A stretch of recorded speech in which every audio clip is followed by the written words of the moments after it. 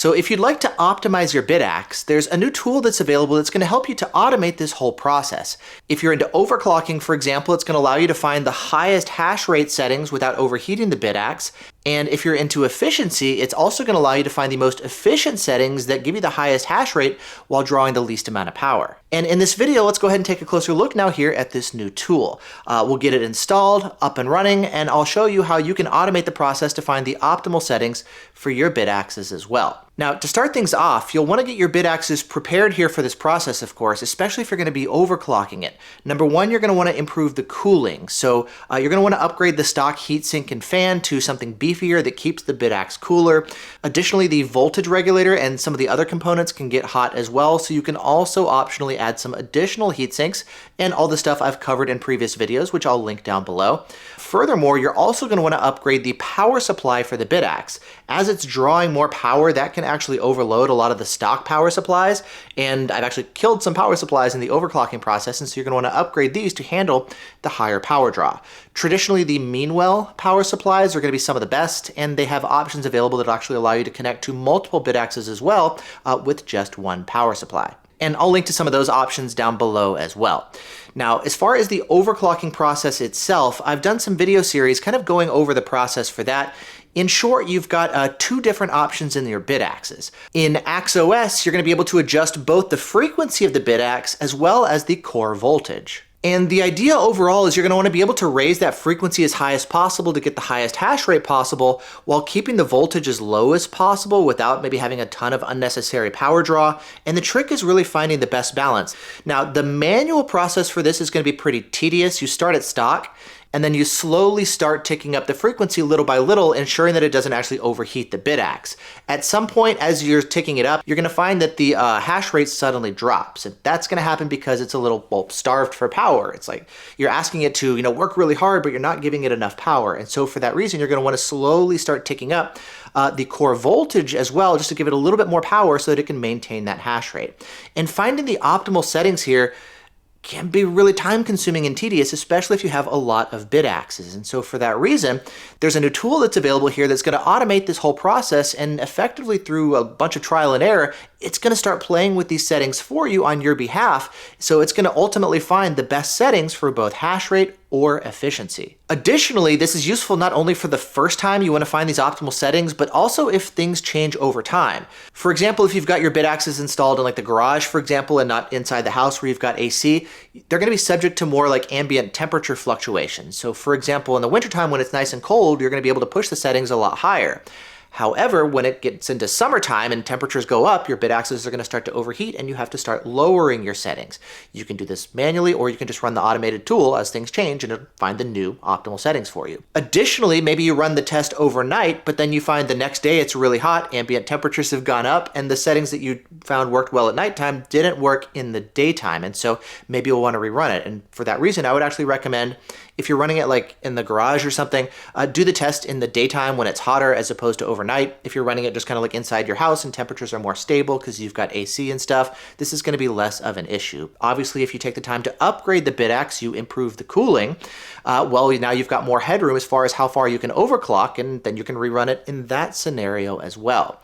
Now, this test itself is going to be taking some time, especially if you've taken the time to upgrade your Bitaxe, because of the fact that it's going to be spending some time kind of doing the trial and error at different settings levels. And if you've upgraded the cooling, well, it has more headroom as far as how far you can overclock, and it's going to be able to try a lot more different settings, kind of starting really low and then working its way up. So it can easily take hours and hours and hours to run these different tests. And so again, it's really nice having a tool that can automate this whole process for you. And so now that we understand kind of like how the overclocking process works, well, let's go ahead and take a look at this tool itself and how it works.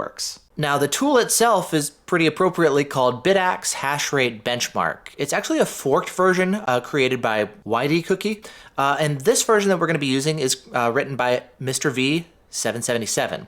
And you can actually find him on Twitter/X at the same username, MrV_777.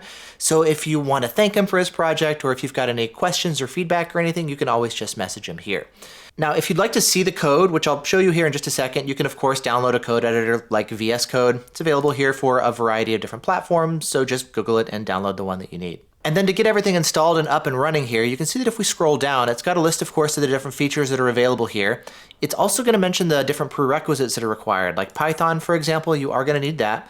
Obviously, you're going to need a Bitaxe miner on your network that we're going to be controlling. Docker is optional. I'm not actually going to be using it. And then Git is helpful to clone the repository itself. Then scrolling down some more, here are the install instructions themselves. So first, of course, we're just going to want to go ahead and clone the repository itself.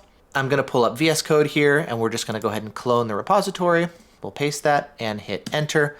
And I'll show you how to do this here from the terminal in just a second too. We'll choose a directory here for the repository destination, and then go ahead and open it.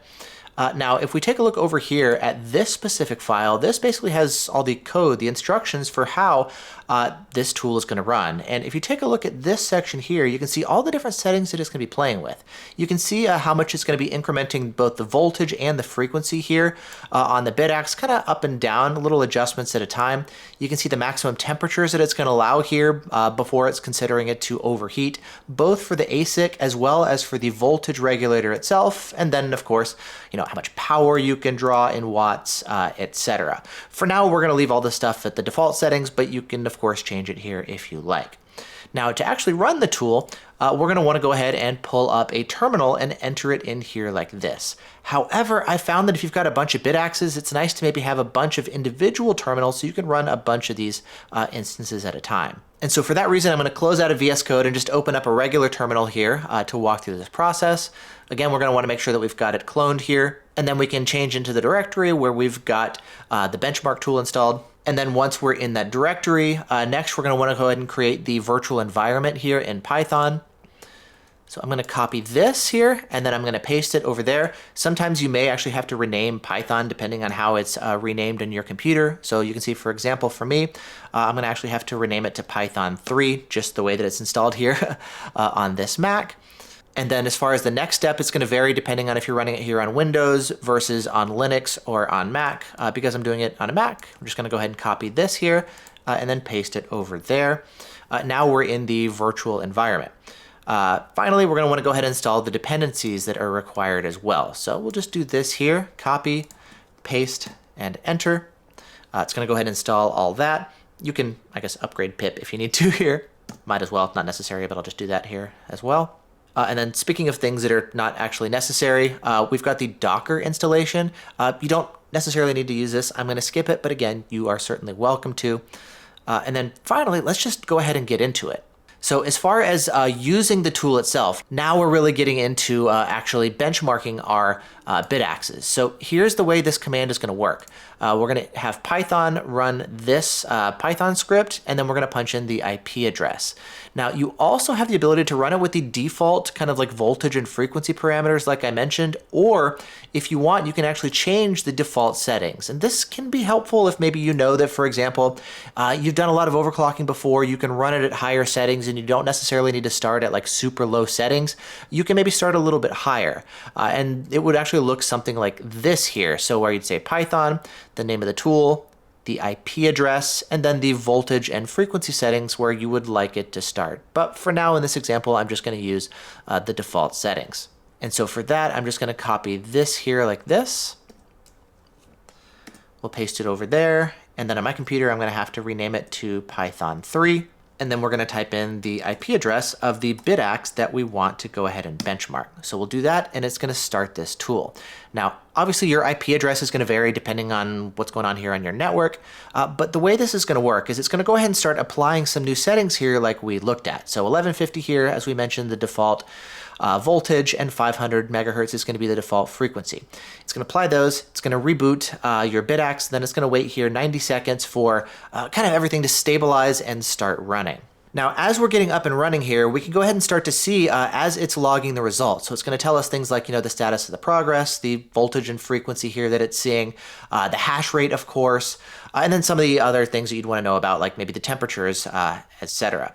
Now, this is going to be taking some time. So it's basically just going to be logging the results here. And over time, it's going to see like, hey, is this a pretty stable hash rate that you're seeing? Does it start to overheat? Do we have any issues on the power level, etc.?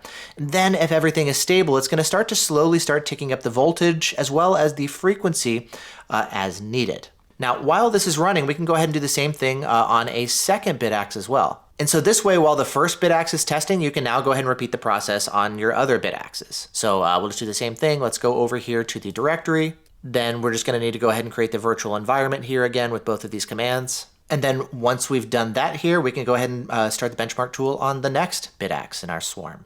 So we'll start it, and boom, now we're running on a second Bitaxe. And again, you can repeat this process simultaneously on a bunch of different Bitaxes in different terminals. Now, as these tools are running, they're going to be kind of showing you the results along the way. So for example, after one of the tests here, you can see what the average hash rate is, and if that's in line here with the expected hash rate.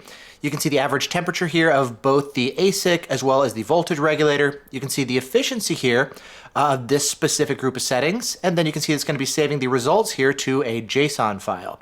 Then after that, it's going to go ahead and try a new set of settings, and it's going to repeat the results with waiting for things to stabilize and then just starting to log all the results and the data for you. Now, if we go back into VS Code here, we can take a look here at some of the JSON files, and I pulled one in from a previous test that I'd done before, and I want to show you kind of like everything that you're going to see. So first off, it's going to go ahead and just log all the results for you with all the different combinations of voltage and frequency, etc. And then again, it's logging all the same stuff with your hash rate, temperatures, and efficiency. Now, if we scroll down a little bit, this is where we're going to be finding some of our best settings. So first off, we've got our top performers.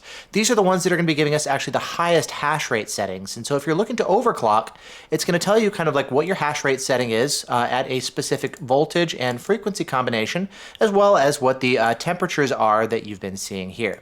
Now, this is going to be pulling more power. We're optimizing here for the best performance, not for best efficiency. So if you're looking to overclock, here's a number of different settings, and it's going to be giving you the top 5 settings here that it found in testing.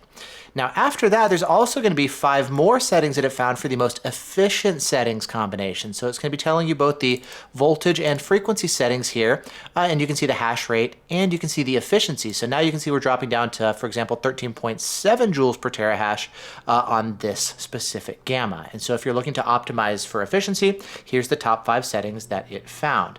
Now, I have found in testing that, as I mentioned before, some of these may work really well when it's cooler, but then maybe it'll start to overheat when it gets hotter. So it's best to do this stuff when it's like already more demanding and it's already really hot.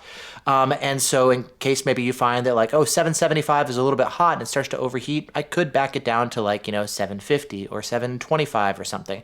And it's going to be giving me a variety of different options here. And if we take a look here at the settings on the Bitaxe, you can see that I've actually since had to back down the settings a little bit more, down to 675 on this specific gamma and 1170, just because I've been finding that, as I mentioned before, I did some testing when it was cooler, and now it's been hotter, so I'm going to have to like redo that test. But you can actually go in here and start adjusting your stuff manually. Now, for those of you who don't know, there is a new option here to manually go in and like, adjust the different settings here and type them in directly. That's not going to be available here by default.